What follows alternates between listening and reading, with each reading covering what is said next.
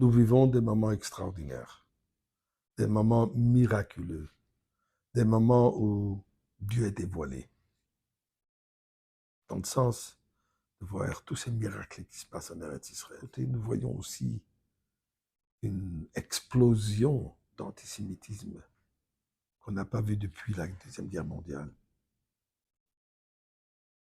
Un moment de confusion, un moment contradictoire. Eh bien, tout ça, effectivement, c'est comme ça qu'il se passe la venue de Mashiach.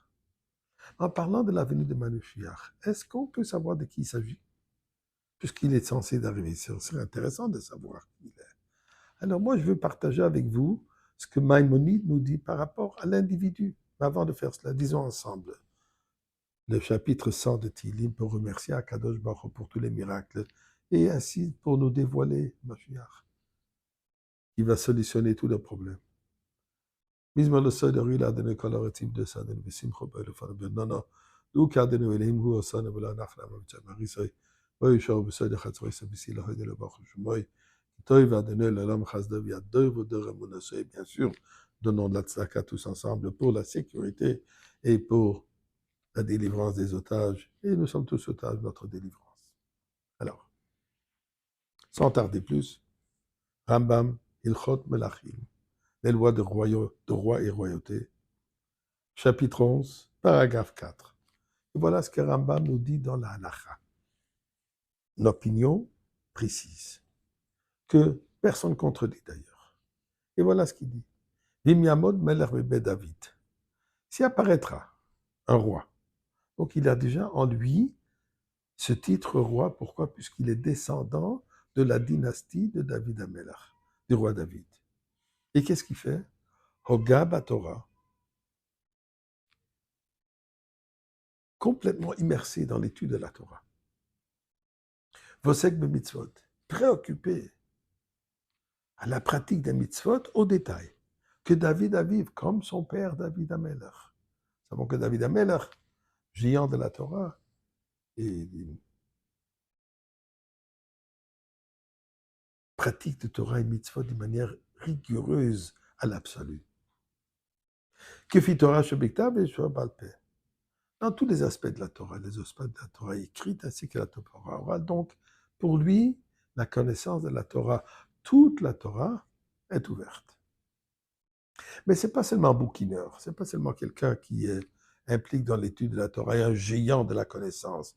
En même temps, il s'occupe des besoins de la communauté. Et quand on parle de communauté, on ne parle pas de sa petite ou grande communauté, on parle de toute la communauté juive et même du monde non juif. Et qu'est-ce qu'il va faire? Yaakov Kol Yisrael l'herba le chazek bitka.